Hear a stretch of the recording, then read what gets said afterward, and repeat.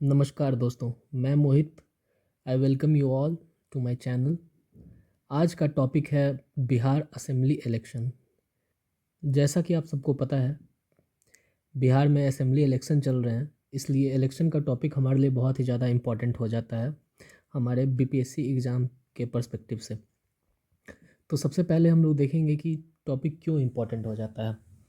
तो जैसा कि आप देख सकते हैं कि यहाँ एक आर्टिकल है, Bihar voter list row hearing highlights ECI में consider Aadhaar voter ID ration card as valid proof for SIR. SIR means special intensive revision.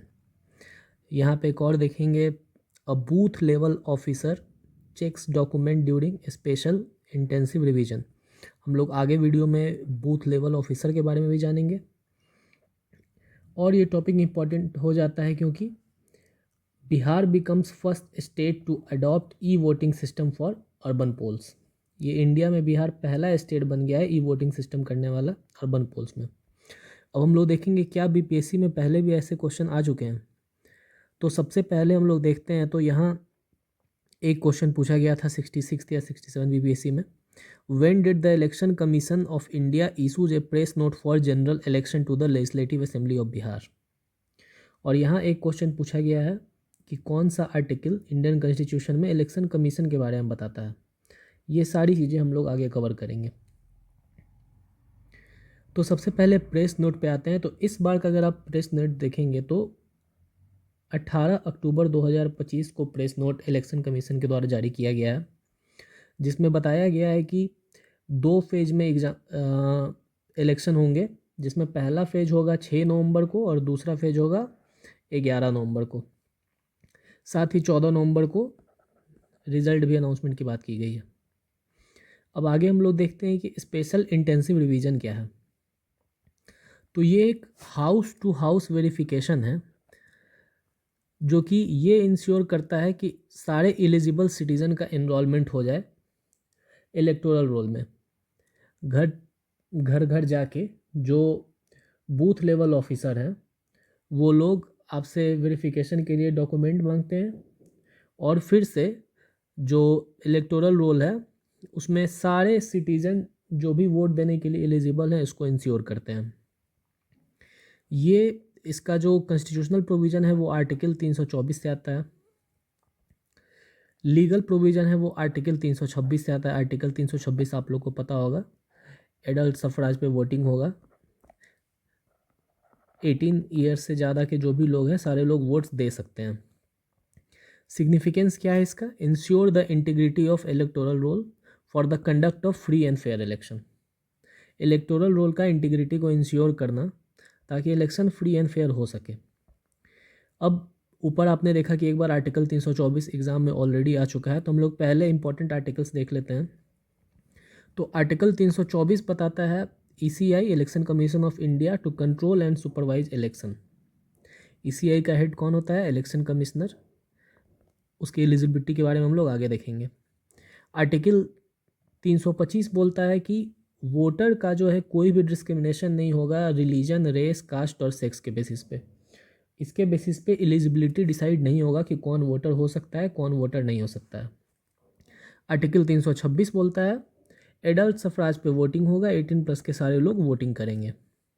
327 parliament जो है वो लॉ बनाएगा इलेक्शन से रिलेटेड, जो भी सेंटर में इलेक्शन होंगे उसके लिए।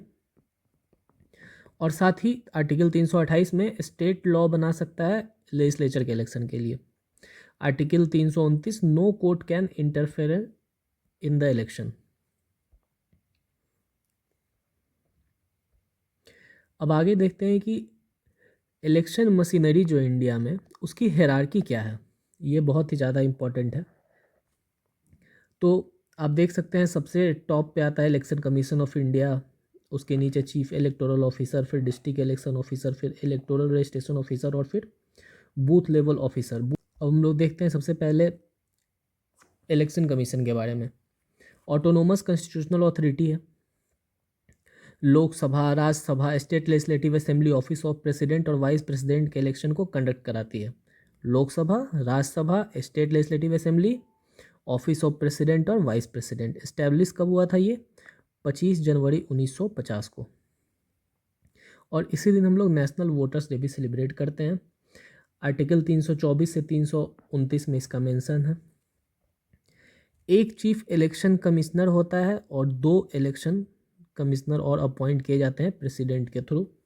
टेन्योर इनका 6 साल है या फिर जब तक 65 साल के ना हो जाएं, और फर्दर अपॉइंटमेंट के लिए एलिजिबल होते हैं। रिमूवल सेम जैसे सुप्रीम कोर्ट जज का होता है, misbehaviour, incapacity, 2/3 majority, present and voting.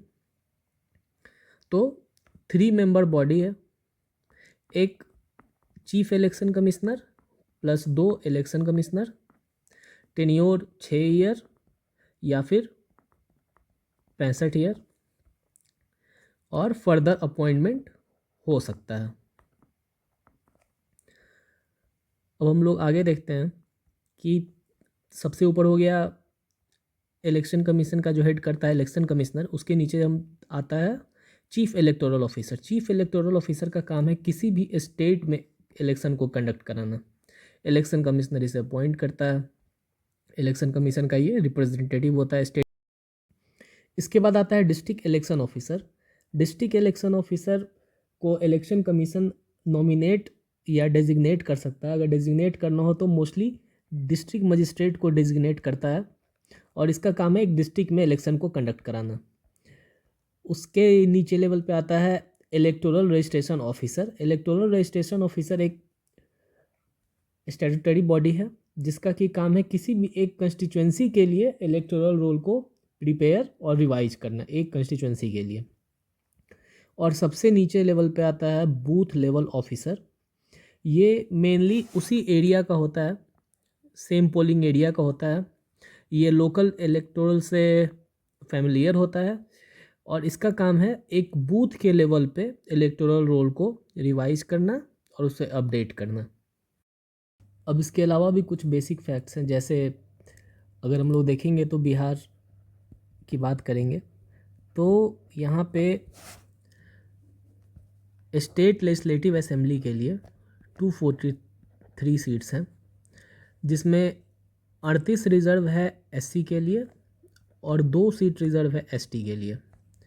ST के लिए कभी कभी ये भी पूछ सकता है, एसटी के लिए जो सीट रिज़र्व है वो है मनिहारी और कटोरिया का।